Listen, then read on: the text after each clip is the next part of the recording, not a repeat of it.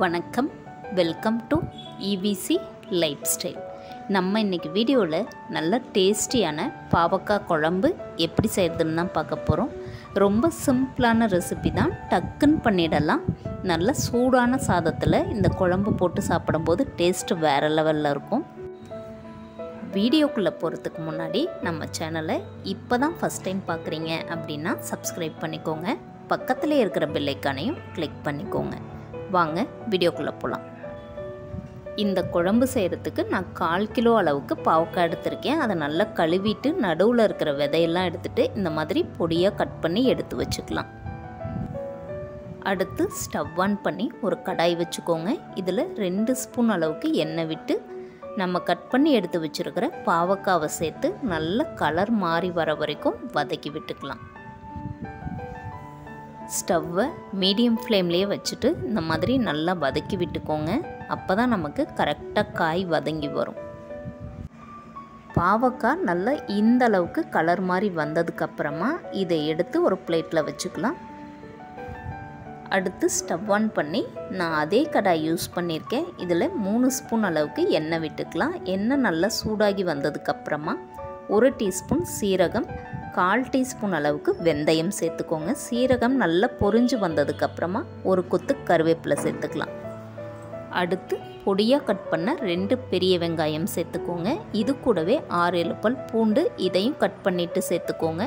வெங்காயம் சீக்கிரமாக வதங்கி வரத்துக்காக கொஞ்சமாக உப்பு சேர்த்து நல்லா வதக்கி விட்டுக்கலாம்.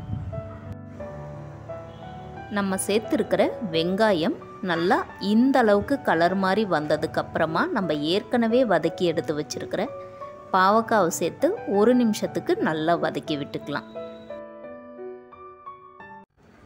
இந்த அளவுக்கு நல்லா வதக்கி விட்டதுக்கப்புறமா 2 தக்காளி பழம் கட் பண்ணி சேர்த்துக்கலாம். தக்காளி சேர்த்ததுக்கப்புறமா ஒரு டைம் நல்லா கலந்து விட்டுட்டு மூடி போட்டு மூடி வச்சிடலாம். நம்ம சேர்த்துருக்கிற தக்காளி நல்லா சாஃப்டாக வதங்கி வரட்டும், அப்புறமா பார்க்கலாம். இப்போது மூடி ஓப்பன் பண்ணி பார்க்கலாம். நம்ம சேர்த்த தக்காளி நல்லா சாஃப்டாக வதங்கி வந்திருக்கு. தக்காளி நல்லா இந்த அளவுக்கு சாஃப்டாக வதங்கி வந்ததுக்கப்புறமா 1 டேபிள் ஸ்பூன் காஷ்மீரி மிளகாய்த்தூள், 3 டேபிள் ஸ்பூன் அளவுக்கு கொத்தமல்லி தூள், 1/4 டீஸ்பூன் மஞ்சப்பொடி சேர்த்து 1 நிமிஷத்துக்கு அதோட பச்சை ஸ்மெல் போகிற அளவுக்கு வதக்கி விட்டுக்கலாம். நான் காஷ்மீரி மிளகாய்த்தூள் யூஸ் பண்ணியிருக்கேன். இதில் காரம் அவ்வளவா இருக்காது. காரம்லாம் உங்களுடைய டேஸ்ட்டுக்கு தகுந்த மாதிரி அட்ஜஸ்ட் பண்ணி சேர்த்துக்கோங்க. நம்ம சேர்த்துருக்கிற மசாலாவோட பச்சை ஸ்மெல்லாம் போனதுக்கப்புறமா ஒரு பெரிய லெமன் சைஸ் அளவுக்கு புளி எடுத்து அதை கரைச்சி எடுத்து வச்சுருக்கேன். அந்த புளி கரைசலை சேர்த்துட்டு இது கூடவே இந்த குழம்புக்கு தேவையான உப்பு சேர்த்து நல்லா கலந்து விட்டுக்கலாம். இப்போது திரும்ப மூடி போட்டு வச்சுக்கலாம். ஒரு 5லேருந்து 10 நிமிஷம் ஸ்டவ்வை மீடியம் ஃப்ளேமில் வச்சு நல்லா கொதிக்க விட்டுக்கலாம். நம்ம சேர்த்த எண்ணெய் எல்லாம் நல்லா பிரிஞ்சு வந்ததுக்கப்புறமா ஓப்பன் பண்ணி பார்க்கலாம்.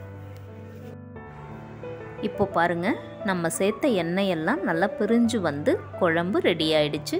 இந்த ஸ்டேஜில் ஃபைனலாக ஒரு டைம் உப்பு காரெல்லாம் செக் பண்ணிக்கோங்க. அவ்வளோதான், நமக்கு சூப்பரான பாவக்காய் குழம்பு ரெடி. ஸ்டவ்வை ஆஃப் பண்ணிக்கலாம். நீங்கள் இது வரைக்கும் இந்த மாதிரி செஞ்சதில்லைன்னா ஒரு டைம் ட்ரை பண்ணி பாருங்கள். டேஸ்ட்டு வேறு லெவலில் இருக்கும். வீடியோ பிடிச்சிருந்தால் லைக் பண்ணிவிட்டு ஷேர் பண்ணிவிட்டு மறக்காமல் நம்ம சேனலை சப்ஸ்கிரைப் பண்ணிக்கோங்க. தேங்க்யூ.